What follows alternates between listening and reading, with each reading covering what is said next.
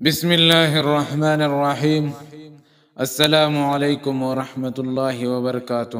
عبید بن رفاع رضی اللہ عنہ نبی صلی اللہ علیہ وسلم سے روایت کرتے ہیں کہ آپ صلی اللہ علیہ وسلم نے فرمایا، چھینک مارنے والے کو 3 مرتبہ دعائیہ جواب دو، وہ اگر اس سے زیادہ مرتبہ چھینک ماریں تو پھر اگر تم چاہو تو اسے دعائیہ جواب دو، اگر تم چاہو تو جواب نہ دو۔